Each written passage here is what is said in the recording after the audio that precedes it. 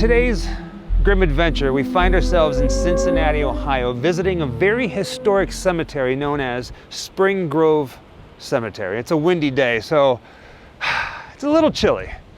Now, just a quick heads up, there are no notable graves here, per se, like out in Hollywood that we visited in the past that we want to showcase. Instead, this is going to be more of just an exploration video throughout the cemetery, something we really haven't done in quite some time. But I will say this, we're starting this video off visiting the grave of SpongeBob SquarePants. Don't believe me? Check this out. And not just one, two of them right there. Now there's a story behind this, and it's a little messed up. Now these things are massive. Jessica is 5'4" with the boots that she's wearing right now. And these things stand just over 6 feet tall. Now there are two of them in SpongeBob US Army military attire. Now there's a reason for that. Now this one here, the one that Jessica's looking at, is for a girl named Kimberly. And the one right next to it is for her sister, a girl by the name of Kara. SpongeBob SquarePants wearing military attire is because of Kimberly Walker. Now, she was a soldier who served 2 tours in Iraq, but sadly she was killed at the age of 28 due to domestic violence by her boyfriend. It turns out that SpongeBob SquarePants was Kimberly Walker's favorite cartoon character, and after she died, her family commissioned this 6-foot-tall SpongeBob SquarePants monument, and they put it in this historic cemetery. Now, sadly, the cemetery took it down the very next day, and they told the family, hey, much respect, but at the same exact time, it does not fit in a historic cemetery like this. So they removed it, and it caused a lot of problems. SpongeBob controversy at Spring Grove Cemetery. Night on Your Side has learned the family of Army Sergeant Kimberly Walker is considering other design options for headstones and is working with the cemetery. The family got the SpongeBob headstone because it was Kimberly's favorite cartoon character. It went up on October 10th, but it was taken down the next day.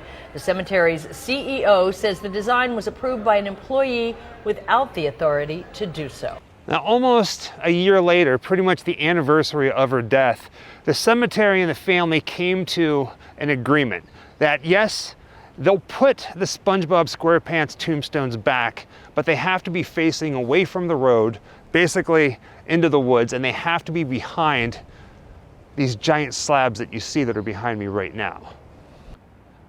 On the back of the slabs it says, "In loving memory of Sergeant Kimberly R. Walker." And there's a poem on each one, a different poem that Kimberly actually wrote. Now this one that's over here, it's for her identical twin sister, who I do believe is still alive.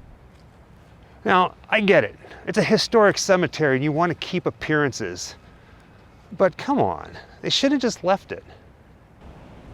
Now you can say what you want, but all in all, I think it was a bad call to remove them in the first place by the cemetery. I'm just glad to see that they're back. Now, if I read it right, there's over 44 miles of roads here in this cemetery. So we got a lot of ground to cover, and there's a lot more stories to tell and a lot more to see.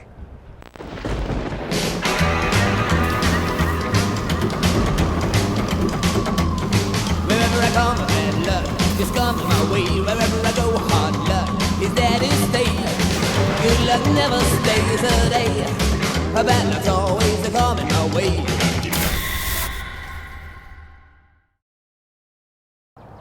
I do want to point out that the SpongeBob SquarePants tombstones are in the back of the cemetery. I'm talking like the far back corner. But there's another stone, another plot here in the cemetery that whenever it was installed, it created an even more of a stir, and it's closer to the front. So this historic cemetery has a history with this kind of thing.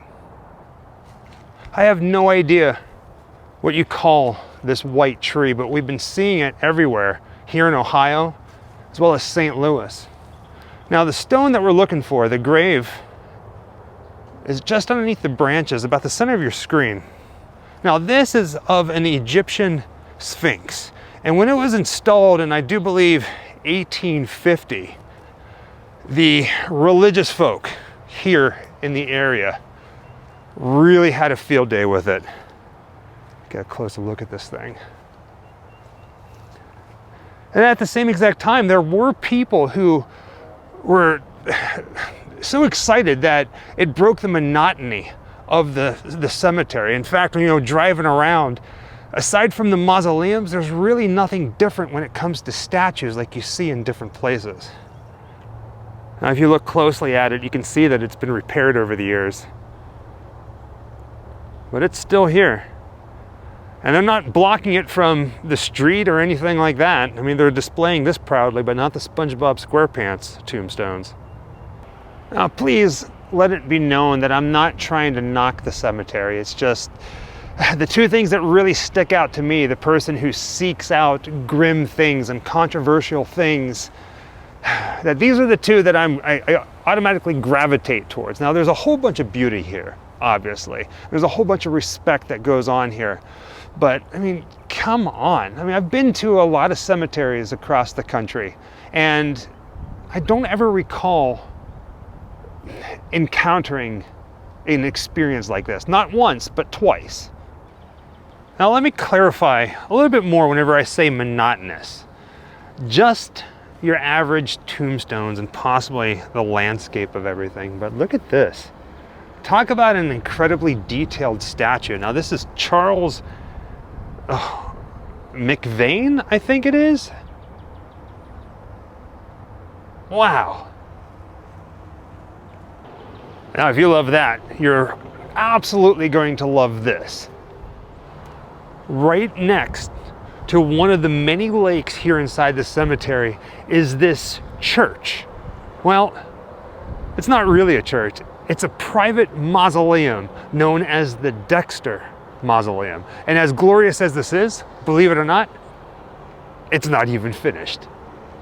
I've never been overseas. One day, Jessica and I will make the trip. There's so many places that we want to visit, but in my head, every cemetery in the UK, this is what it looks like in my head. I mean, I think I'm right. Probably not, but I think I'm right. Now, I said that this mausoleum that looks like a church or some sort of medieval Gothic castle is not finished. Well, the original plans, if I'm not mistaken, were to include a lot more stained glass as well as an elevator. But as with everything, with such big projects like this, they ran out of money and it sits unfinished. No elevator, but a lot of stained glass. I can't imagine it with more. I mean, just look at these archways, the walkway that goes all the way around it. Man, I wish we can get in there, but it is locked, it is private. It's blowing me away. And here's a shot of the other side. If you're standing at the mausoleum, the Dexter Mausoleum, this would be the right-hand side, the walkway to the right. This thing is just so massive that I'm standing here looking at it with my own two eyes, and it's so massive and so intricate, I can't even take it in. So I can guarantee you, looking at it from this video through my lens, it's definitely not doing it justice, that's for sure. Look at that.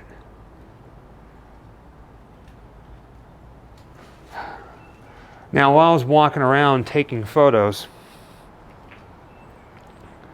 I noticed that there's a path that goes around the mausoleum towards the back, like down by the water.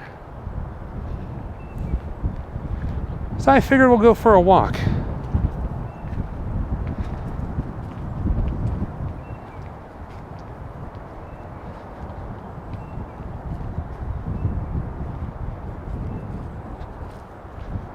Yeah, this is cool.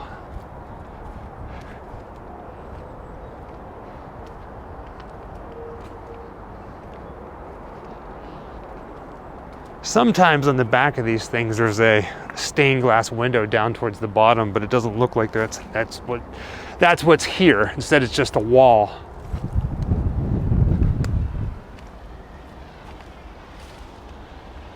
Nope, nothing. No stained glass. Just all the way back around.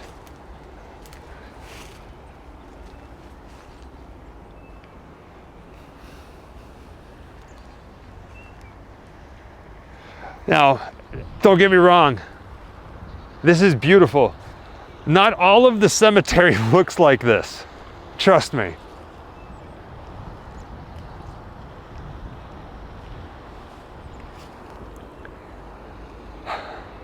but it is peaceful.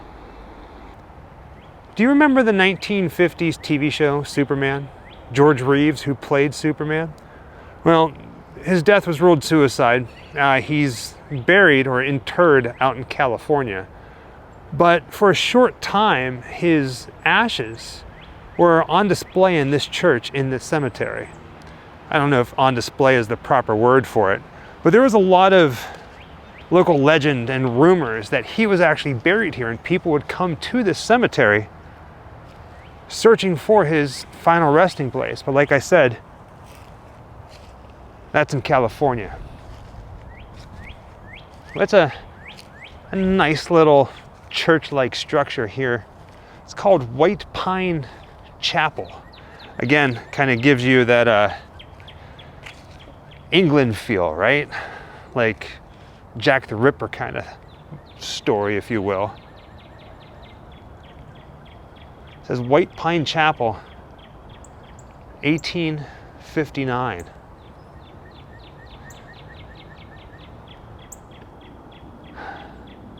Crazy. Again, he's not buried here. He was just here for a short time before his body, well, his cremains are removed to California. This cemetery is filled with little structures like this, little chapels and other odd little buildings. It's cool that this place, the White Pine Chapel, has this kind of history, this kind of tie to Hollywood. This is something you don't see all the time either. Man, that's beautiful. Burnett. Talk about massive.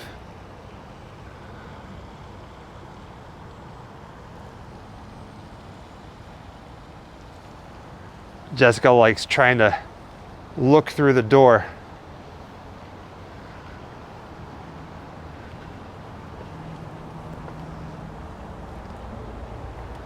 So it's like over time the sediments reconnected itself. And that's actual This was an actual door. stone. Yeah, It's a stone door. but it's so filled with sediment. It's like fused together. There is a little keyhole there, but it's been blocked up by stuff. Can't see through it. All of the stones and mausoleums in this cemetery are quite remarkable. Some a little lackluster, but for the most part, there's so much history here it'll make your head spin. But none of them are as remarkable or as beautiful or as memorable as the Weeping Angel statue, which is at the base of this giant tree. Now, this is the grave of the Emery family. Tragedy took two of the kids. One died in a sledding accident, and then the other one died of pneumonia. Now, this is probably the most well-known statue in this cemetery and, well, Cincinnati, Ohio. But it wasn't always here. It was actually in a church. It was brought here, and at one point it held a very this big coral shell bull. Don't know when that was taken or destroyed or broken. But this is it. The Weeping Angel statue.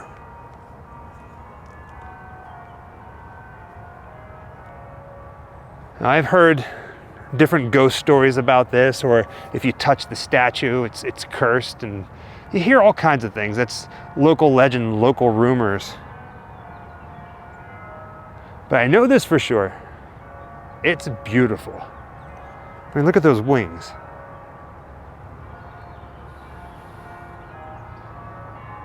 And how fitting that we've been here pretty much all morning, and the moment we come to this statue, the church bells go. Which means it's noon. At the base of the statue, there's an inscription that says, "May this memorial to Sheldon and Albert Thomas Emery gather many into Christ's flock." Now, of course, Sheldon and Albert were the name of the kids who died. Now, let's take a minute and walk all the way around the statue. A lot of times whenever we visit cemeteries, we like to do this because often you'll find things written on the back, inscriptions or different stained glass on the back of a mausoleum. But if anything, it gives you the opportunity to really take in all the details. I mean, if you look closely at the feathers, you can see each individual line, right? That's something else. Beyond beautiful. And with that, thank you for joining us on another Grimm adventure, this time to Spring Grove Cemetery, the historic Spring Grove Cemetery here in Cincinnati, Ohio. Until next time, happy Halloween. Wherever I come, bad luck is coming my way. Wherever I go, hard luck is there to stay. Good luck never stays a day. Bad luck's always coming my way.